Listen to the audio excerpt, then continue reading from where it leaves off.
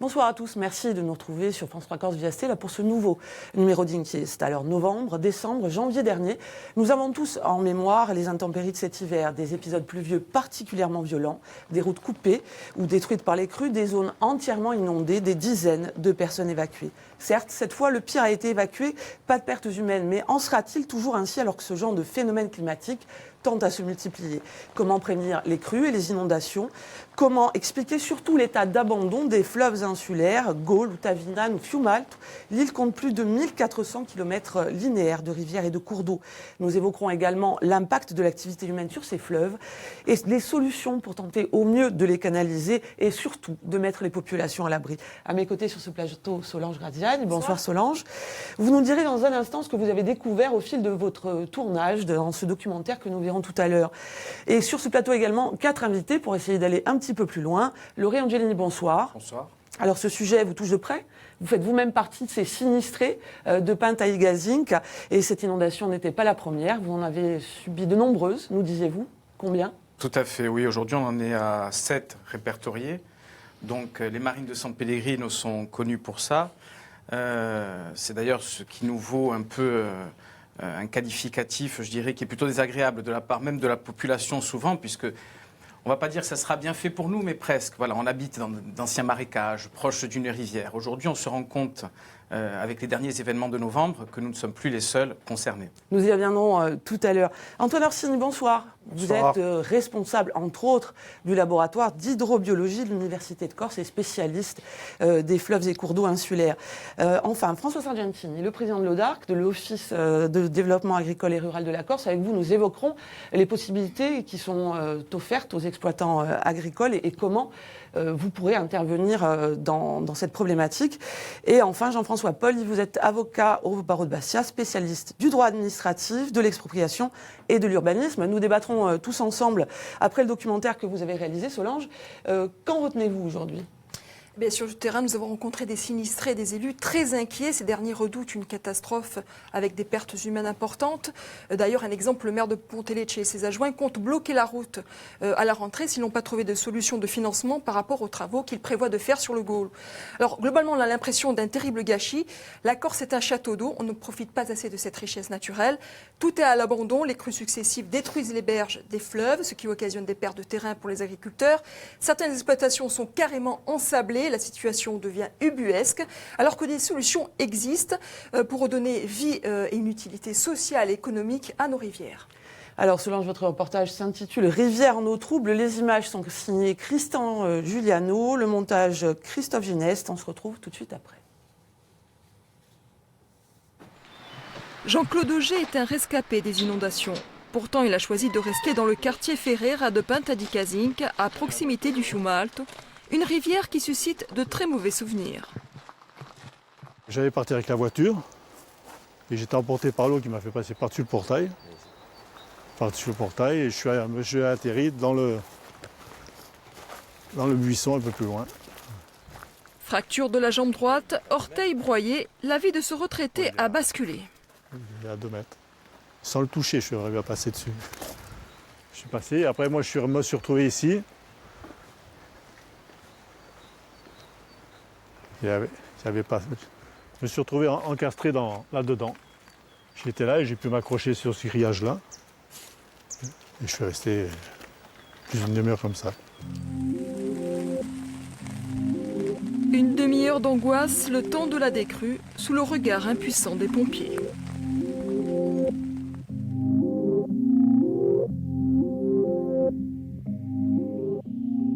Au début, j'ai eu des problèmes avec ça. J'ai même été suivi par un psy. Dès qu'il y avait la rivière ou qu'il pleuvait, j'avais la trouille, j'ai eu peur.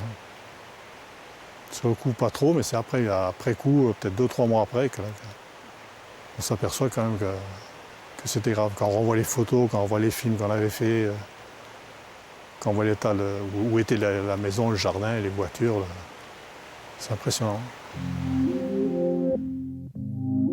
Cet événement climatique a traumatisé bon nombre de riverains. Le Fiumalt, une rivière plutôt tranquille, a charrié le 24 novembre 2016 des milliers de mètres cubes de bois mort. Une dizaine de voitures a été retrouvée en mer. Comment en est-on arrivé là ? Pour le maire de la commune, la raison principale, c'est l'absence d'entretien.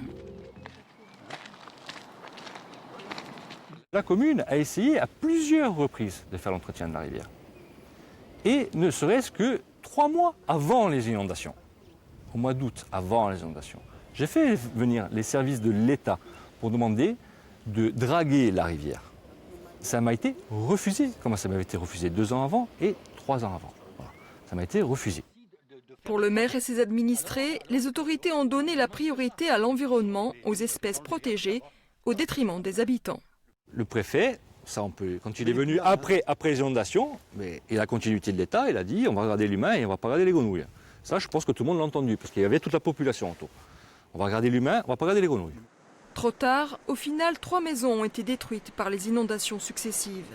Sur Pintadikazink, 31 habitations font l'objet d'une procédure d'expropriation ou d'acquisition à l'amiable. Ici, c'est le paradis, ici, c'est tout. Hein. Tout. Les gosses ont grandi ici, les amis sont venus ici. On ne peut pas oublier ça. Refaire sa vie autre part, sans connaître personne, c'est faisable. Mais je ne préférerais pas. Je préférerais rester là. Ce qui m'a fait chagriner le plus, c'est ma voisine, là, la maison juste accrochée à celle-ci. Et quand j'ai vu qu'elle a failli se noyer en plus, je me suis dit, normalement, c'est pas intelligent de dire je vais rester là. Tout. Parmi les riverains sinistrés, il y a aussi les exploitants agricoles. Sur la commune de Vescovat, à proximité du Gaulle, Jean-Jacques Fieschi, maraîcher, a été inondé plusieurs fois en 2015 et 2016. Propriétaire des berges et des parcelles attenantes, il a eu l'autorisation exceptionnelle d'intervenir avec un tractopelle. Selon la loi, l'entretien des rivières est dévolu aux propriétaires riverains sous la surveillance de l'ONEMA, qui fait office de police de l'eau. S'il y a des demandes qui sont faites, pour eux, il n'y a pas de souci, au contraire. Hein. En sachant qu'ils viennent constater au départ, ils prennent des photos, et qu'après, à la fin des travaux, ils reviennent contrôler si ça a été fait comme ça a été décidé, quoi. Qu'est-ce qu'ils vous ont dit précisément, concrètement, de quelle manière vous devez vous y prendre? Ah, ils m'ont dit rien, ils m'ont pas dit la manière que je devais appliquer. Hein. Ils m'ont dit, regardez, faites pour le mieux, hein, tout simplement. Hein. Ils ont bien constaté qu'on était en état d'urgence. Hein. Ils le comprenaient bien. Hein. Un état d'urgence devant lequel les autorités se sont inclinées. Ce maraîcher se retrouve seul face à un énorme chantier. Normalement, il est interdit de rentrer dans le lit de la rivière avec un engin mécanique. Pour avoir enfreint cette loi, Julien Pedignelli, éleveur à Olmich et propriétaire riverain sur le Rizanese, doit comparaître devant le tribunal correctionnel. Moi, je l'ai fait. Et puis, je le dis et je le maintiens. Même si je suis condamné, si l'État ne fait rien, je vais continuer à le faire, parce que je suis obligé. C'est mon patrimoine, c'est l'avenir de mon patrimoine qui est en jeu. On peut me mettre en prison, mais mes parcelles, je vais les nettoyer. Voilà. Moi, j'ai des moulins, j'ai mon moulin au bord du fleuve, j'ai une autre maisonnette au bord du fleuve. Et si un jour ça venait à disparaître à cause d'une crue, je suis sûr que je ne m'en remettrai jamais. Voilà. Donc, je ne veux pas arriver là. L'éleveur encourt 80 000 € d'amende et 1 an de prison ferme pour avoir nettoyé quelques parcelles de son terrain. Il est accusé d'avoir extrait du Rizanese des branchages, des galets et de la ferraille à l'aide d'une mini-pelle sans autorisation préalable des services compétents. Des travaux qui auraient été nuisibles au milieu aquatique. Comment on fait? Après, bon, et sûr, ils vont vous dire, ouais, mais là, c'est les berges, l'imageur, il est là-bas. Ben oui, mais qu'on vienne alors, nous donner des directives, qu'on vienne nous dire, voilà, ça, vous pouvez le faire, ça, vous ne pouvez pas le faire. Bon, le problème, c'est qu'on ne voit personne, donc on en revient toujours au même. Au cours des dernières inondations, l'éleveur a perdu 1,5 hectare de terrain, 3000 bottes de foin et une maisonnette. Ses pertes s'élèvent à 300 000 €. Mais le pire reste à venir, ces multiples embâcles pourraient former des bouchons, des barrières naturelles qui pourraient s'accumuler sous le pont d'Acorave. Tout ça, c'est préposé à partir. À partir. C'est pas aujourd'hui, c'est demain, c'est après-demain. Mais à la prochaine crue, on y a droit. Alors, qu'est-ce qu'on fait? On va attendre qu'il y ait des morts. Parce que tant que c'est des dégâts matériels, bon, on peut dire, allez, la nature, allez, il faut qu'il suive son cours. Mais lorsqu'il y aura des morts, ça ne sera pas pareil, je vous le dis. Ça ne sera pas pareil. C'est aussi ce que redoutent les élus de la commune de Pontelecce. Il y a 2 ans, en octobre, l'eau avait envahi le village sur plusieurs kilomètres, causant d'importants dégâts.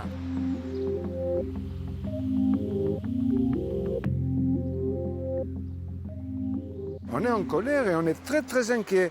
Parce que la dernière fois, s'il n'y a pas eu de mort, c'est un miracle. C'est un miracle. Une crainte totalement justifiée, à Gazaloun, un des affluents du Golu a détruit un pont génois le 2 octobre dernier. Tout ce temps était dans le pont. C'est ce qui a bouché le pont. Le pont s'est bouché et ça a débordé. Ça a fait une vague qui est arrivée sur Pontelecce. Pontelecce a été inondé quand le pont de Gazaloun s'est cassé. À partir de janvier 2018, l'entretien des rivières passe des propriétaires riverains aux communautés de communes. C'est la loi Gemapi. Par mesure de précaution, Pontelecce a anticipé cette échéance. Des travaux sont prévus le long du Golu, la construction d'une digue et la réfection d'un déversoir. On espère que la communauté de communes de Pascal Paoli va s'y atteler et va le faire. Sinon, on le fera nous-mêmes. On se débrouillera, la commune le fera. D'autres communes appréhendent le prochain automne. Sur Fouriane, les dégâts des dernières inondations s'élèvent à plus de 2 millions d'euros. L'équipe municipale prévoit aussi de nettoyer les berges de 4 cours d'eau avant l'application de la loi Gemapi en janvier 2018. Notre rôle d'élu, c'est de mettre nos administrés en sécurité. Donc la priorité aujourd'hui, c'est de régler ce problème, qui est un problème récurrent depuis des années. On va le prendre à bras le corps, on va essayer de mener à bien. Et ensuite, bien entendu, il faut aussi mettre la commune à l'abri de toute démarche. Mais très sincèrement, on n'est pas dans cet esprit-là. L'esprit premier de l'équipe municipale, c'est de réaliser des travaux pour que les gens soient enfin tranquilles avec ces cours d'eau. La commune mettra la main à la poche, c'est le terme. On fera un gros effort financier, mais les propriétaires aussi devront assumer leurs biens. À Luciana, le maire souhaite construire une digue pour sauver une quinzaine de maisons dans le quartier de Brancale. Cette opération était déjà préconisée dans une étude dédiée au Golu il y a 16 ans. Le maire essaye encore de la mettre en œuvre. C'est un parcours du combattant qui devient de plus en plus pénible. Avec toutes les catastrophes qui ont eu lieu aujourd'hui, nous avons une avalanche de nouvelles normes, de nouvelles directives. Avec le principe de précaution que l'on a installé, beaucoup trop de personnes se réfugient derrière. Et donc, aujourd'hui, avoir un projet, ça devient de plus en plus difficile à arriver à une réalisation, à une conduite de bonne fin. Parfois, l'ampleur des travaux est si importante que certaines communautés de communes, comme en Cazinc, avouent avoir les poches vides. Actuellement, c'est des déchets qui prennent essentiellement, qui grèvent notre budget général à hauteur de pratiquement 400 000 euros. Donc vous voyez que nous n'arrivons plus à mener aucune action. Il va être très difficile pour nous et je vais faire passer un message aussi bien aux maraîchers qui ont été inondés par 2 fois là, en fin d'année de 2016, aussi bien qu'aux habitants du Fium'Alto. Il va être très difficile pour nous, en tant que communauté de communes, de mener des actions rapidement pour pouvoir régler les problèmes qu'ils ont rencontrés dernièrement. Un message dur à entendre pour notre maraîcher de Vescovato. Ce dernier veut nous parler d'un autre phénomène, l'ensablement du Golu dû à la construction de barrages et de retenues d'eau. C'est du sable de qualité.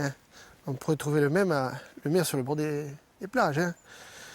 Donc le phénomène qui se produit ici, il se produit aussi en bas. Le ravinage des côtes est dû en partie à ça aussi. Si demain, il y a un entretien, que le sable peut circuler normalement, il y aura une partie du problème qui sera réglée sur le bord de mer. Cette problématique concerne toutes les rivières où des barrages ont été édifiés, à l'image du Rizzanese. Ces constructions, conjuguées au réchauffement climatique, ont abouti à un faible débit de l'eau. Une 50aine d'années a suffi pour former des îlots de sable un peu partout. Une partie de ces sédiments n'atteint plus le littoral et favorise la pousse de la végétation dans le lit des fleuves. En période de crue, les arbres sont arrachés et s'accumulent sur le littoral, tandis que les plages continuent à reculer, comme sur Aléria.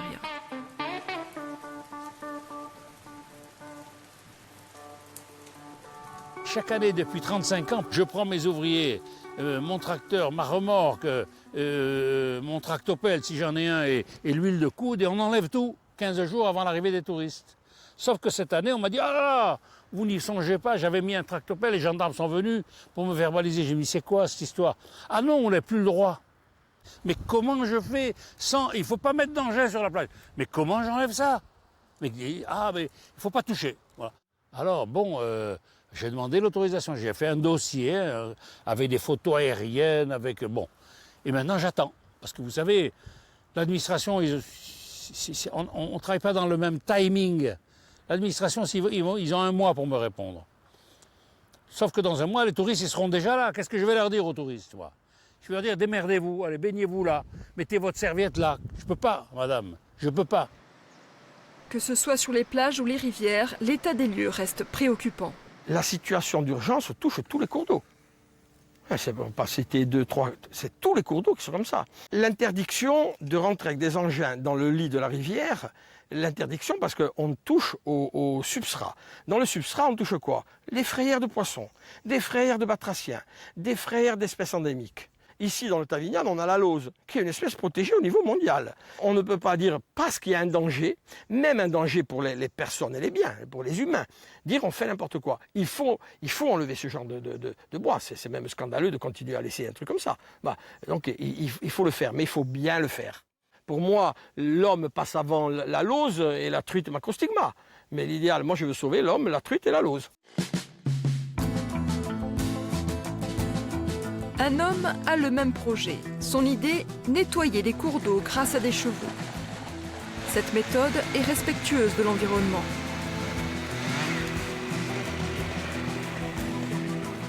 Ces percherons sont capables d'atteindre des sites inaccessibles aux engins mécanisés sans détruire les berges et les lits des fleuves. Les besoins sont tellement importants qu'une nouvelle filière pourrait être créée. Seul problème, et il est de taille, personne n'adhère à cette démarche. On m'a envoyé un mailing à toutes les mairies qui sont sur toutes les rivières ici. Le Fiumalt, la Solenzara, le Tavignan, le Fiumourbe. On n'a pas eu une réponse. Rien. Pas un appel d'offres. Pourtant, en raison des crues successives, ce riverain du Tavignano a constaté la dégradation du milieu aquatique. Aujourd'hui, il n'y a plus une anguille dans le Tavignan. Il n'y a plus un gardon, plus un gourgeon. Il reste quelques carpes, celles qui arrivent à survivre aux crues. Alors, tout ce système de non-entretien des berges, on arrive à avoir des rivières mortes. Totalement mortes. Il n'y a plus de vie dedans.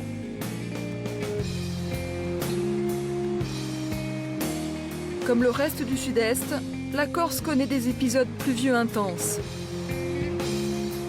Un entretien régulier des cours d'eau pourrait éviter ou au moins atténuer certaines situations dramatiques.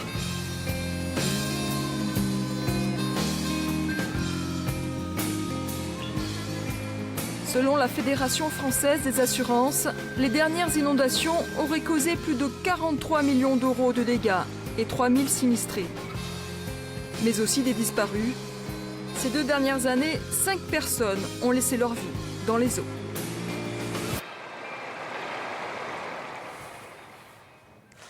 On l'a entendu dans ce sujet de Solange Graziani, le bilan des 6 derniers mois est lourd.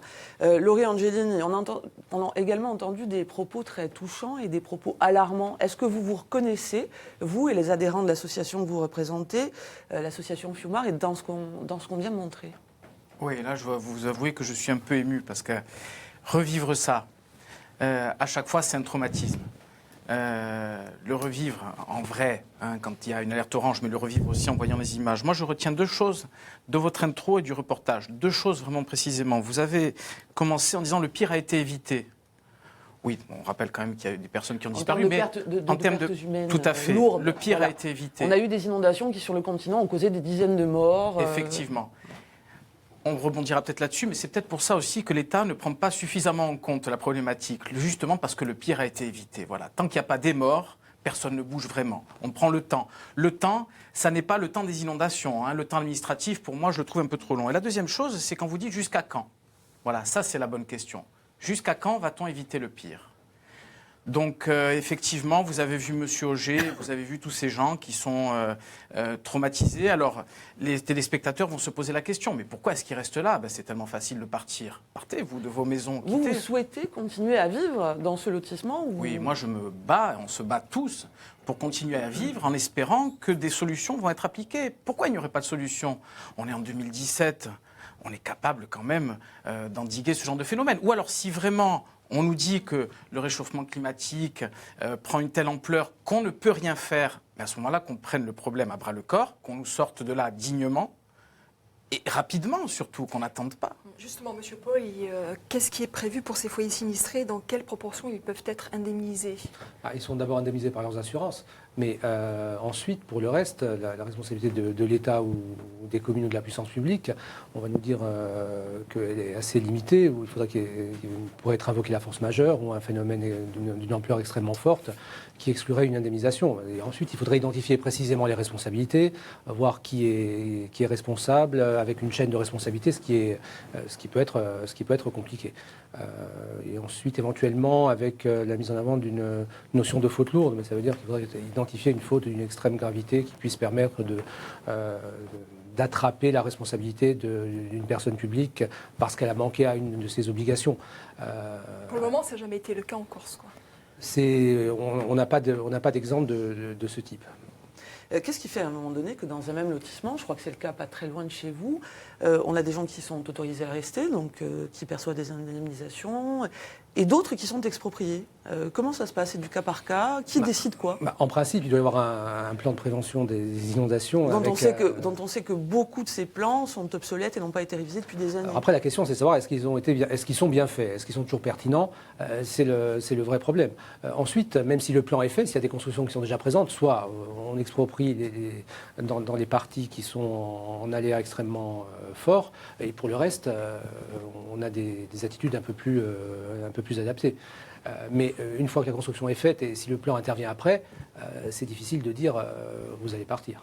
Alors, sans vouloir monopoliser la parole, si vous permettez, justement à propos de ça, le 8 mars dernier, le précédent préfet, M. Alain Thirion, avait convoqué en Casinque les gens dont vous parlez dans le reportage qui sont sujets à l'expropriation. Mais ils n'utilisent pas ce terme, hein. C'est éligible au rachat amiable. Voilà. Vous voyez, c'est un peu plus poli et ça passe mieux. Par France Domaine, donc par l'État. Voilà, par France Domaine, donc par l'État. Donc, on a convoqué ces personnes en leur expliquant le pourquoi de leur éligibilité, tout simplement parce que leur maison n'avait pas d'étage, donc elles étaient plus susceptibles d'être dangereuses, de mettre les personnes en danger en cas de crue importante. Ces personnes ont été prévenues par texto. C'est curieux. C'est curieux, comme vous dites. Qui plus est, lors de cette réunion, il y avait donc les services de l'État aux côtés du préfet, M. Pascal Vardon, le directeur de la DTM2B, et puis d'autres personnes, qui nous ont expliqué des choses un peu abracadabrantesques. Je veux dire, ils nous ont fait un schéma. Voilà, un schéma nous expliquant que la vitesse de l'eau conjuguée avec les pressions atmosphériques et tout un tas de choses pouvait faire qu'il y aurait eu effectivement des morts. Le préfet nous avait promis une étude. En guise d'étude, nous avons eu ce qu'on appelle une simulation. Donc autant vous dire que les gens sont en colère parce qu'ils n'ont pas eu de réponse. Et qui plus est, on vient leur dire, sur par exemple, je parle moi de ma copropriété, sur 56 maisons, on en rachète 8 parce que, entre guillemets, attention c'est en off, hein, l'État n'a pas les moyens de faire plus. Que font les autres? Les 48 autres, qu'est-ce qu'ils font? Ce qui voudrait dire qu'on laisse sciemment 48 foyers dans des constructions qui peut-être sont dangereuses. C'est ça, on attend octobre. À vous, Monsieur Antoine Orsini, c'est vrai qu'on a vu le maire de Patadi-Casinque, Yannick Castel, qui s'inquiétait donc pour sa population à juste titre, et qui parlait d'habitants par rapport aux grenouilles, la protection des grenouilles, etc., des batraciens. Vous êtes quand même aussi un défenseur de l'environnement, vous êtes spécialiste en hydrobiologie. Qu'est-ce que ça vous... quelle est votre réaction? Alors, au-delà de la défense de l'environnement, qui est une bonne chose, il y a la loi. Demain, pour intervenir dans une rivière, il faut une étude de loi sur l'eau. Voilà. Donc c'est aussi simple que ça. Et alors, on peut regretter que les services de l'État traînent lorsqu'il y a une demande. Voilà pourquoi certains agriculteurs sont poussés à intervenir, parce qu'on ne va pas attendre un an, parce qu'en un an, des crues, il peut y en avoir 7 et parfois plus, et les crues meurtrières vont arriver. On ne va pas avoir toujours de la chance. Voilà. Et, on aura peut-être plus de morts que ça. Donc il y a la loi sur l'eau. Donc c'est pas, moi je dis, il y a un guide de bonne pratique, il faut l'appliquer. Ça ne veut pas dire on ne rentre pas, on ne fait rien. Parce qu'il faut faire, que ce soit clair. On rappelle quand même une chose, pour rebondir sur ce que disait M. Angelini, pas de mort cette année disparue. 3 morts en 2015, 2 en 2016. On vous a vu, François Sargentini, hocher la tête pendant le reportage, pendant qu'Antoine Orsini parlait des espèces protégées à l'échelle mondiale. Vous n'êtes pas franchement d'accord avec ça? C'est l'humain d'abord et les grenouilles après? Non, le problème, c'est pas d'être d'accord ou pas avec ça.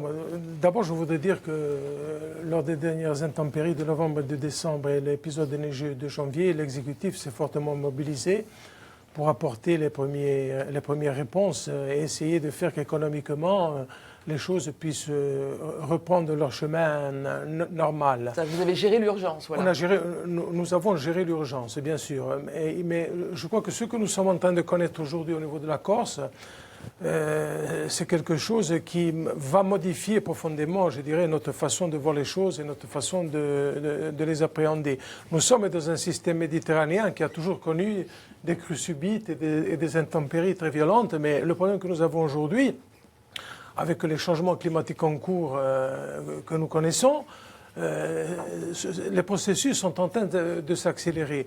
Or, aujourd'hui, on se rend compte d'une chose, c'est que les raisons qui conduisent à ces mini-catastrophes, parce que la grande catastrophe jusqu'à aujourd'hui en Corse, même s'il y a eu effectivement quelques victimes, nous avons réussi à l'éviter. Ce qui conduit à ça aussi, moi je crois qu'il y a des logiques de développement aujourd'hui qu'il va falloir revoir. Il y a l'abandon de nos territoires, et notamment des territoires de l'intérieur, qui aujourd'hui font que les bords des rivières connaissent un développement de la forêt, un développement de l'ensemble du système qui fait que lorsque nous avons des crues et des pluies exceptionnelles qui se produisent, nous avons des milliers, des tonnes et des tonnes de troncs d'arbres qui sont charriés et qui constituent, je dirais, la base de ce que nous sommes en train de connaître aujourd'hui. Très clairement, si on devait identifier aujourd'hui, et ça s'adresse à tous les quatre, alors au-delà du changement, de l'impact du changement climatique, on parle de l'activité humaine. Est-ce qu'on peut parler d'un urbanisme peut-être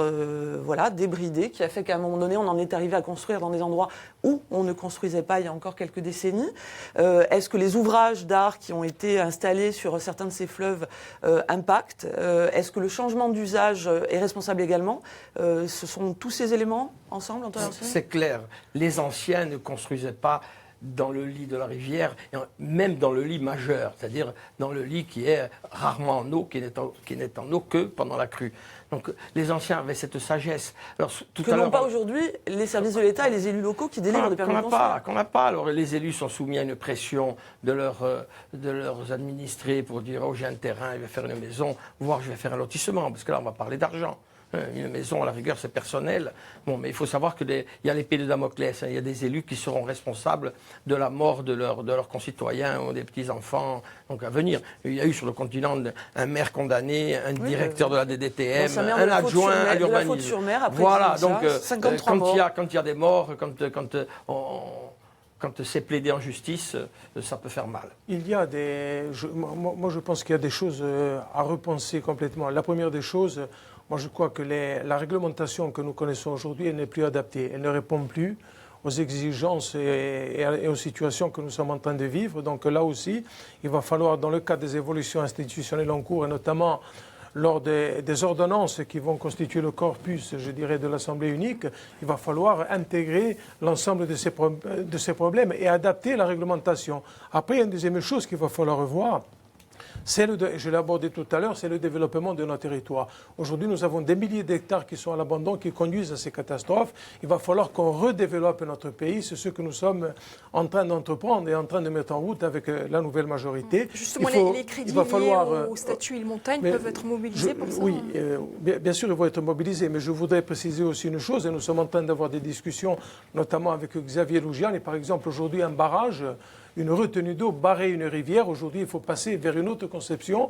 Il y a un projet sur le cas. Bien sûr, la retenue d'eau doit être faite à côté de la rivière. On ne doit plus barrer une rivière. Retenue collinaire, très écolo. Il faut aller vers des retenues. Et c'est ce type de retenue que nous sommes en train d'étudier aujourd'hui. Par retenue collinaire. Une retenue collinaire, c'est une prise dans le cours d'eau principal, mais on stocke l'eau dans une espèce de talweg, dans un endroit où il y a un creux. Voire on fait le creux plus dans la rivière, donc plus l'impact écologique. Moi, je suis content d'entendre des très élus, important, ça. tous les élus n'ont pas été sensibles à cet argument écologique. Tout à l'heure, je parlais de la lauze et de la truite. Ça, ce sont des arguments. Nous sommes en train d'y Et travailler. je suis pour qu'on augmente le stockage de l'eau parce que, comme je dis souvent, avec le changement climatique, on va passer très rapidement de périodes de sécheresse à des périodes de hautes eaux catastrophiques et ça va être ça. Et ça a été l'année 2006-2007 qui a été de cet acabit. La question, je voudrais préciser rien qu'un point. Ça ne peut pas être simplement que des engagements financiers. Moi, je pense qu'autour de cette problématique qui se pose, il faut aussi construire des logiques économiques.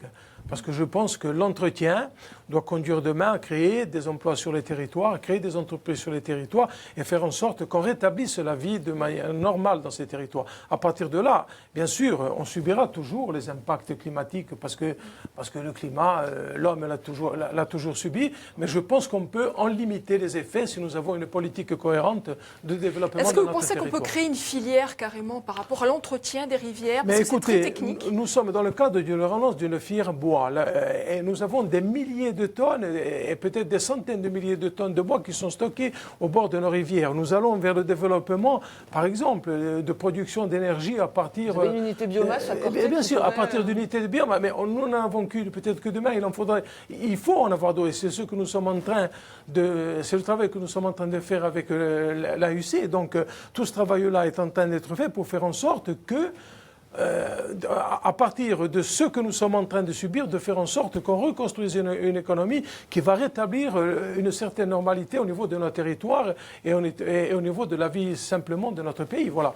Donc moi je pense que c'est toute une construction que nous devons mettre aujourd'hui en place, qui a été abandonnée pendant plus d'un siècle et qui conduit au drame d'aujourd'hui. On a entendu parler d'une législation soit obsolète, soit lourde. Jean-François Paul, est-ce qu'aujourd'hui il faut modifier les règles? On entend dans le reportage Bernard Cabot, qui est donc gérant de camping à Allier, qui dit le timing de l'administration, le nôtre, c'est pas le même, c'est lourd. Alors bon, il y a plusieurs problèmes. On peut s'interroger déjà. Bon, Antoine Austry disait la loi. Bon, d'abord, on n'est pas obligé se prosterner systématiquement devant la loi parce qu'on peut s'interroger néanmoins pour savoir si elle est bien faite. Sur sa pertinence. Oui. Et est-ce qu'il ne faut pas la modifier? Et ensuite, il y a le problème de l'application de la loi. Est-ce que ceux qui appliquent la loi l'appliquent avec intelligence? C'est-à-dire qu'on ne va pas réprimer forcément quelqu'un qui, dans une bonne intention, a fait quelque chose qui n'est pas forcément mauvais. Un exploitant condamné pour avoir nettoyé. Moi, je te coupe. Les maraîchers que nous avons rencontrés ont besoin de conseils. Ils ne demandent que ça, des conseils pour végétaliser les berges, pour faire des travaux. Après, je crois qu'il y a aussi une approche extrêmement extrémistes de ceux qui sont chargés de l'appliquer et qui ont une vision extrême des textes sans aucune latitude, alors que celui qui applique la règle ne doit pas se prosterner en disant c'est comme ça, un ne fait pas deux en droit. C'est contrairement à ce qu'on pourrait croire, et donc il faut l'appliquer avec intelligence. Après, je crois qu'il y a un autre problème, parce qu'on insiste, le problème vient aussi du fait que la majorité des cours d'eau sont non domaniaux. Et il y a eu un désengagement de l'État depuis 2003 qui a transféré les cours d'eau qui étaient à sa charge et dont l'entretien était à sa charge vers les collectivités territoriales. Ça veut dire qu'on transfère la compétence, mais si ces collectivités n'ont pas les moyens d'entretenir, comment fait-on? Donc c'est un problème surtout financier, je pense. Antoine Orsini, vous êtes élu municipal à Corté, donc vous touchez de près cette réalité-là. Ah oui, sur la future GEMAPI, gestion de l'eau, des milieux aquatiques et la protection des inondations. Bon, c'est une compétence qui nous tombe sur la tête, aux communautés des communes, et sans moyens. Oui, avec la possibilité de lever l'impôt, entre guillemets, ta fameuse taxe GEMAPI, 40 € par tête de pipe. Bon, ça veut dire 40 € par foyer dédié à l'entretien des rivières, à la prévention des risques d'inondation. Voilà, et 40 €, c'est peanuts. Mais est-ce que les particuliers doivent encore s'occuper de leurs berges, de leurs parcelles? Alors, c'est clair, la compétence, ce sont les communautés des communes à partir du 1er janvier 2018, mais les propriétaires sont toujours responsables. C'est en cas de défaillance, les communautés des communes vont se substituer aux propriétaires. Bon, avec quels moyens? Alors oui, envoyer après la facture, mais la facture à qui lorsqu'il y a de nombreux terrains dans la division? Donc vous voyez un peu, et avec quels moyens? je crois aussi qu'en matière de responsabilité, il faut que les propriétaires ne négligent pas le fait que le législateur n'a pas entendu les priver de toute compétence pour intervenir sur les cours d'eau. Et si on lit les questions écrites parlementaires, on voit bien que ça ne supprime pas la capacité et la compétence des propriétaires pour entretenir. Ça veut dire que s'il y a un problème, on va venir rechercher également la responsabilité des propriétaires riverains en disant vous n'avez pas fait de votre côté ce qui s'imposait à vous. Donc ça veut dire que le propriétaire il est un peu entre le marteau et l'enclume. Il peut intervenir, mais dans certaines conditions. Ensuite, ce sont les communes qui vont intervenir, mais un cours d'eau, c'est jamais sur le territoire d'une seule commune, donc il va y avoir des problèmes en cascade extrêmement importants et difficiles à régler. Non, mais l'État se défausse un peu, je dirais, par rapport au transfert qui sera fait à partir du 1er janvier 2018. En n'entreprenant pas et en n'assumant pas ses responsabilités. Mais en même temps, moi, je pense aussi que ça joue contre l'intérêt de la Corse et contre notre développement économique. Parce que je vois les dizaines d'exploitants agricoles qui sont impactés par ce qui vient de se passer, qui se retrouvent avec des milliers de troncs d'arbres répandus dans leurs exploitations, et toutes les clôtures qui sont abattues, et j'en passe. Donc aujourd'hui, effectivement, ces questions-là, l'État les regarde de loin et sur la base d'une posture en disant la réglementation, c'est ça, point barre. Alors, petite digression, François cette Sargentini. situation, elle n'est pas tenable et là aussi, l'État doit bouger. Ils doivent bouger, c'est ce que nous leur avons dit. Nous avons eu des réunions notamment avec les DTM sur ces questions, mais apparemment, ils ne veulent pas comprendre et ils ne veulent pas prendre en compte ce qui est en train de se passer aujourd'hui au niveau de la Corse, jusqu'au jour où effectivement nous aurons de gros drames. Et là, je pense que tout le monde ne pourra que constater ce qui s'est passé. Une digression, hein, puisque l'État en prend pour son grade, on va le dire comme ça. Nous n'avons pu avoir aucun représentant de l'État sur ce plateau, notamment de la police de l'eau, de l'ONEMA, dans la mesure où ils sont soumis à un devoir de réserve. Bon. Voilà, élection on ne parlait pas d'élection, on parlait non, de... mais élection présidentielle et législative oblige. Mais au-delà de la responsabilité de l'État, il y a aussi une responsabilité collective qui fait qu'on en est arrivé à cet état d'abandon aujourd'hui. Les Corses se sont désintéressés. Quand je dis les Corses, c'est les insulaires de façon générale, se sont désintéressés de leur cours d'eau. Non, mais le problème que nous avons, effectivement, il y a une part de responsabilité qui appartient à la classe politique corse, à ceux qui ont gouverné pendant des siècles, qui ont gouverné notre pays, qui l'ont laissé rentrer dans un abandon quasiment total au niveau des territoires. Là, effectivement, il y a cette responsabilité-là. Mais le problème, c'est qu'il y a aussi la question du régalien qui touche à l'État. Aujourd'hui, on ne peut pas demander à la CTC, par exemple, d'entreprendre certaines actions, alors que nous n'avons ni les compétences ni les moyens. Monsieur Orsini vient de le soulever, il y aura un transfert au niveau des communautés des communes et des compétences, mais est-ce qu'il y aura un transfert des moyens au niveau des communautés des communes? Donc on le voit. Aujourd'hui, nous sommes dans un flou complètement entretenu, et cette question-là, moi je le répète, par le fait que l'État ne bouge pas sur cette question, joue contre l'économie de notre pays. Et ça, pour nous, c'est quelque chose qui n'est pas tolérable. Monsieur Angéline, je vous regarde, vous écoutez les échanges et on sent le désespoir s'installer. C'est même plus que du désespoir. Quand vous êtes sinistré, c'est donc la position dans laquelle je me mets, et je représente un grand nombre de personnes, et à mon avis de plus en plus dans les mois et les années à venir. Au-delà de l'inondation, vous êtes submergé par un tas d'abréviations. PAPI, GEMAPI, BRGM, PCS, le plan communal de sauvegarde. Le plan communal de sauvegarde, sachez-le, c'est juste un texto qu'on vous envoie en même temps que la météo vous a dit que vous étiez en alerte orange. Les BGRI aussi. BGRI et j'en passe. Voilà, vous êtes submergé. C'est la fois aux acronymes. Voilà. Vous comprenez simplement une chose, c'est que attention, moi, on ne cherche ni responsable ni coupable. On sait très bien que la commune n'a pas les moyens financiers et même juridiques sûrement de faire. Personne n'a vraiment les moyens, mais tout le monde se renvoie la balle. Nous sommes la balle. Voilà. Nous sommes la balle qu'on se renvoie et donc pendant ce temps, nous subissons. Parce que, je vous le dis, octobre arrive, octobre-novembre arrive.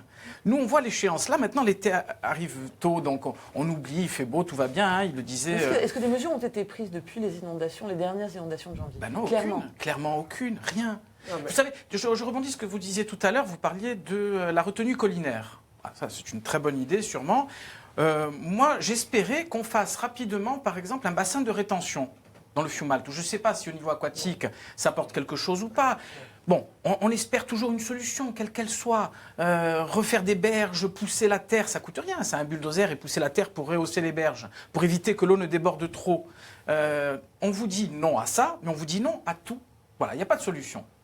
Alors qu'est-ce qui est possible alors Ce qui est impératif aujourd'hui, par exemple, curer l'embouchure du Gaule. Alors, Antoine Orsini, est-ce qu'on peut curer l'embouchure du Rézanaise, curer l'embouchure des grandes rivières qui aujourd'hui posent un problème. Alors moi je pense qu'il faut effectivement qu'on prenne la mesure de la protection de notre environnement. Moi je crois que c'est quelque chose d'impératif, mais en même temps il faut prendre la mesure de ce qui est en train de se passer aujourd'hui en Corse. Et donc on ne peut pas venir nous dire, c'est vrai, la protection, moi je suis partisan de la protection de mon patrimoine, de notre patrimoine commun, et je pense que c'est quelque chose sur lequel il faut être intransigeant. Mais en même temps, aujourd'hui, on se rend compte que des phénomènes climatiques sont en train de se passer et que tôt ou tard, on va mettre en péril la vie des gens qui ont été installés sur les bords des rivières, peut-être par l'inconséquence de ceux qui ont laissé construire, pour de multiples raisons.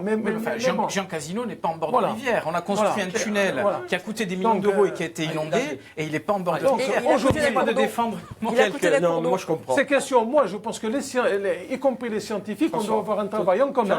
On doit avoir un travail en commun. Je vais apporter de l'eau trouble à ton moulin. Un jour, un élu m'a dit, mais pourquoi cette crue, elle n'a pas eu plus d'impact que le tractopelle? Oui, la crue a eu plus d'impact que le tractopelle. Voilà. Néanmoins, on ne rentre pas avec un tractopelle sans avoir pris de conseil auprès de la police de l'eau. Conseil. Et voilà, donc c'est ça. Hein, bon. Là, on n'est pas sur le conseil. Voilà, là, on est sur l'interdit. Là, on est sur l'interdit. Voilà, l'exploitant qu'on voit, il n'y a que des interdits, il n'y a pas de conseil. C'est qu'il n'y a jamais de conseil, il n'y a que des interdits. C'est le problème. Pour faire partie d'un groupe d'appui technique dans le cadre de la GEMAPI. Et donc, ce discours, je l'ai tenu devant le préfet en disant, bon, aujourd'hui, certes, il faut qu'il y ait une police de l'eau, mais la police de l'eau, il faut qu'elle aide. Parce que c'est vrai qu'une crue, ça a plus d'impact qu'un tractopelle. Voilà, donc, alors je ne suis pas en train de dire qu'un tractopelle n'a pas d'impact. Quand vous rentrez dans un point de la rivière avec un tractopelle, vous soulevez plein de fines, comme on appelle, des matières fines qui vont se déposer plus bas et recouvrir des frayères. Donc il y aura un impact. Clairement, Antoine Orsini, aujourd'hui, la seule action humaine dans le lit d'un fleuve, c'est une tronçonneuse, c'est tout. Peut-être des tractopelles sur les berges, mais pas forcément des tractopelles. Mais comment on extrait tous ces... Voilà, après, c'est vrai que lorsque le lit a changé son cours d'eau, certains voudraient le ramener dans le... Mais comment on enlève des milliers de tonnes d'arbres qui constituent des embâcles dans une rivière? La mairie de Pinte, probablement avec le tractopelle. Mais voilà, on le voit bien avec le maraîcher Fies, qui a eu l'autorisation de pouvoir intervenir sur ces berges parce qu'il a été lui-même victime. C'est pour ça que l'État lui a donné l'autorisation d'utiliser un tractopelle, parce qu'uniquement il a été victime. S'il n'avait rien eu sur sa parcelle, il aurait certainement dit non, vous ne touchez pas aux amas de bois. Le problème, c'est qu'ils ont été obligés de lui dire oui, parce que moi, je souhaite que vos auditeurs ne pensent pas une chose. Je pense que si on enlève tous les bois des rivières, le risque d'une inondation n'existera plus. Hein. Que ce soit clair. Hein. Mais c'est vrai qu'il est amplifié, comme le disait François Sargentini très justement. Voilà. Donc le risque d'inondation et le risque d'inondation. Il y a plusieurs. Hein. Il y a trois. Bon, on ne devrait pas faire un cours là, mais le risque d'inondation, c'est la rivière qui déborde. Mais c'est aussi le ruissellement urbain. Tout à l'heure, vous évoquiez là, le casino, le géant. C'est du ruissellement. Voilà. Donc, et après, on revient sur la notion d'urbanisme encore une fois. Exact. Et ensuite, il y a la submersion marine qu'on oublie. Dans le cadre de la GEMAPI, il y a aussi la submersion marine. Là, il y a beaucoup d'élus qui ne sont pas au courant. Je crois que là, il y en a qui vont faire des bons. Quand on voit la problématique de la submersion marine avec les zones habitées, c'est un vrai problème. Alors, moi, je pose une question justement par rapport à la submersion marine, parce que c'est un phénomène qu'on n'a pas encore touché du doigt. Hein. C'est lié. Oui, la plupart du temps, les rivières, l'eau ne peut plus s'évacuer parce que la mer bloque. Alors, et donc, si ça monte dans les lotissements comme chez vous, c'est que la mer a bloqué aussi. Exactement. Bon, sauf que vous avez vu les images que j'ai fournies où on voit la voiture aller en mer. La rivière, excusez-moi, elle allait à 100 mètres au large. Ouais. Là, ce jour-là, la mer ne poussait pas grand-chose. Moi, je peux vous dire... Heureusement. Oui, tout à fait. C'est ce qu'on nous a dit le jour de la réunion. On nous a dit heureusement, sinon vous auriez été noyé et mort. Moi, mon souci ce jour-là, c'était pas la submersion marine, parce qu'à chaque fois on nous ressort ça. Moi, mon souci, c'est ce qui est venu d'en haut. J'étais en train de filmer à l'embouchure du Fium'Alto quand un tsunami est venu de la montagne. Pourquoi il est venu ce tsunami? Parce que 15 000 mètres cubes de bois, qui ont été ramassés ensuite par la mairie de Pinte sur la plage, ont fait barrage et sont arrivés. Donc, il y a ce problème-là. Vous ajoutez à ça toutes les constructions qu'il y a tous les jours encore en amont. Donc, je parle de Follet, mais il y a d'autres régions où on goudronne, où on bétonne et on fait toute cette eau file dans le Fium'Alto. Et moi, me revient sur la tête. Alors, je ne demande pas qu'on interdise les constructions, mais il y a bien prévu normalement dans les PLU des mesures compensatoires. Moi, des compensations, j'en vois aucune. En tout cas, pour les marines de San Pellegrino, les marines du Fiumalto et autres. C'est-à-dire que nous, on est mis au banc des accusés, on nous dit vous n'aviez pas habité là, hein, watch la sorte. Hein. Oui, moi, je veux bien sortir, mais qu'on nous sorte. Pour l'instant, dans tout ce qu'on nous dit, il n'y a aucune solution valable. Je vous disais tout à l'heure, on ne cherche ni coupable, ni quoi que ce soit. Des raisons, il y en a plein, il y a le réchauffement climatique, il y a tout ce que vous voulez. Je veux que les gens comprennent une chose, c'est que nous sommes victimes et qu'il faut soit nous aider en trouvant des solutions rapidement, soit nous sortir de là. On s'est mis en association, pourquoi? Parce que justement, on espère prendre peut-être un jour un avocat. On évite pour le moment, parce qu'on ne veut pas s'engager non plus dans un bras de fer, mais on n'a pas l'intention de se laisser faire encore longtemps. Voilà. Alors, justement, Quel M. recours, Poy, voilà. est-ce qu'il faut porter plainte pour ces associations et ces... Porter plainte, c'est Contre X. une infraction. Oui, mais contre X, quelle est l'infraction pénale? La mise en danger d'autrui, mais qui est responsable? Il va y avoir des responsabilités en cascade. On ne va pas identifier un responsable précis. On va dire c'est une chaîne de responsabilité, mais il n'y en a pas une qui est suffisamment, un générateur suffisamment pertinent pour pouvoir l'attraper et le déférer devant la juridiction répressive.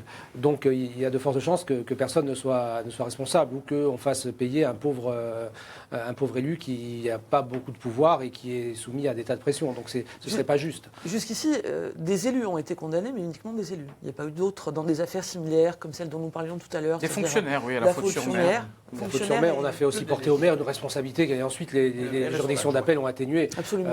2 ans avec sursis au lieu de 4 ans. C'était assez disproportionné parce que pouvait-il y faire? Et après tout, l'État a un contrôle de l'égalité. Même si le PLU est mal fait, il peut le déférer pour le faire censurer par le juge. Donc l'État a aussi une responsabilité puisqu'il est chargé du contrôle de l'égalité et de vérifier que les élus ne font pas trop de bêtises.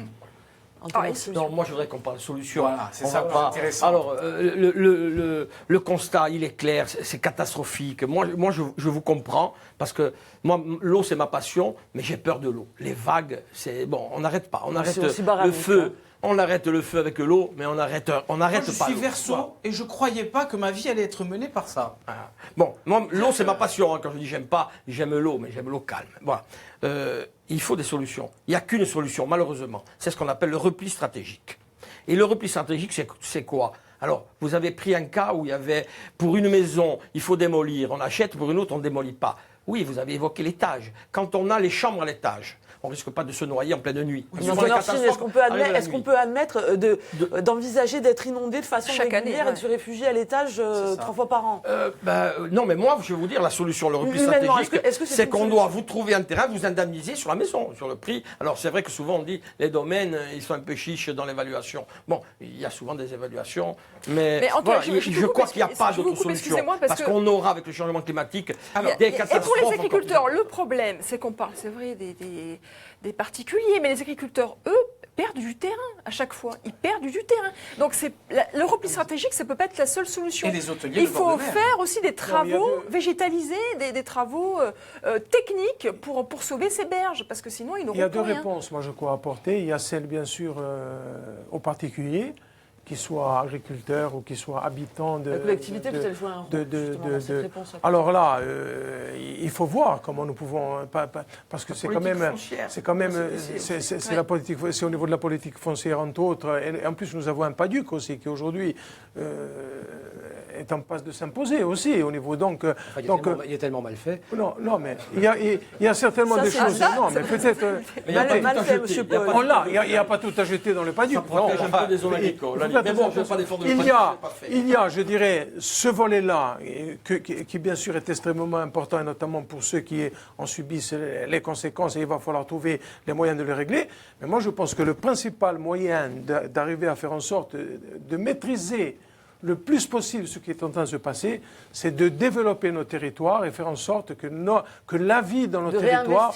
Mais bien sûr, parce que c'est la première des conditions. La gestion des territoires. On ne peut pas avoir des territoires aujourd'hui avec des milliers d'animaux, par exemple, qui errent sur les territoires, qui tournent sur les territoires.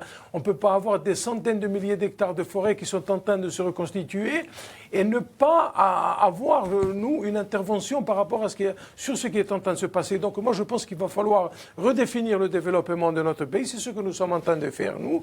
C'est le travail que nous sommes en train d'accomplir. Et cet axe-là, moi, je pense qu'il va apporter une partie de la réponse. Parce que, où je suis d'accord avec Antoine Orsine, c'est qu'on ne répondra pas totalement à ce qui est en train de se passer. On va même en subir un peu les conséquences. Mais ce qu'il faut faire, c'est un travail pour atténuer ces conséquences sur nous qui vivons. Alors, François Sargentini, c'est un projet de long terme, voire de très long terme. Bien sûr. Vous parliez, Antoine Orsini, du repli stratégique. Il nous reste 2 minutes pour évoquer d'autres solutions éventuelles. Non, alors tout à l'heure, on a évoqué la solution des grands bassins d'orage, comme il se fait dans la région parisienne. Sauf qu'il n'y a pas les cours d'eau, il n'y a pas les cours d'eau, c'est souvent pour arrêter, pas la Seine, pour arrêter. Et puis, il y a une plaine, on peut faire des grands bassins. En Corse, il y a certaines crues qui remplissent le barrage de Calagoucha en 24 heures. Bon, on stockerait 24 heures, donc on ne peut pas le faire. Ça, c'est pas moi scientifique, je ne peux pas vous dire ça va marcher, ça ne peut pas marcher. Les digues, ça ne marche pas. On parle de digues, les digues, il y a toujours l'eau qui passe au-dessus de la digue. Donc, un vrai, je vous dis, la seule solution, c'est ça. Mais moi, je veux lier, par rapport à ce qu'a dit François Sargentini, je veux lier aussi la problématique du risque d'inondation avec la problématique de l'incendie. Quand on laisse notre territoire à l'abandon, on a une quantité de végétation qui fait que, sur la Cacciale, alors on peut faire du chauffage, on peut faire de la climatisation avec le chaud. Parce qu'aujourd'hui, avec le changement climatique, on utilise moins de chauffage. Les gens disent on chauffera moins. Oui, mais on climatise plus. Donc aujourd'hui, en faisant de la cogénération, on peut faire de la climatisation avec le chaud, c'est-à-dire avec le bois. Jean-François Paul, il y a un dernier mot avant de finir. Est-ce que les solutions qui sont évoquées, pour vous, sont de nature à atténuer le problème? Elles sont sans doute de nature atténuée, mais je pense qu'il y a un problème de moyens. Il faut que l'État et les collectivités disposent des moyens financiers pour leur permettre d'exercer leurs compétences. Et la politique générale, c'est plutôt un transfert de compétences aux collectivités sans transfert de moyens. Donc il va y avoir un vrai problème à un moment donné. Un dernier mot, Monsieur Angelini, avant Mon avenir, c'est d'être réfugié climatique. Réfugié climatique, écoutez. Il en existe dans le monde. Que la Corse soit la première dans ce domaine par rapport à la France, hein, pourquoi pas. Hein. Voilà, donc on ne peut qu'espérer que l'hiver prochain sera clément. Nous arrivons. Merci messieurs d'avoir accepté notre invitation pour ce débat. C'est la fin de cette émission. Vous retrouverez le mois prochain, merci Solange, pardon. Le mois prochain, vous retrouverez donc Inquiest et Sébastien Thierry à cette même place. Bonne azère à toutes et à Pricht.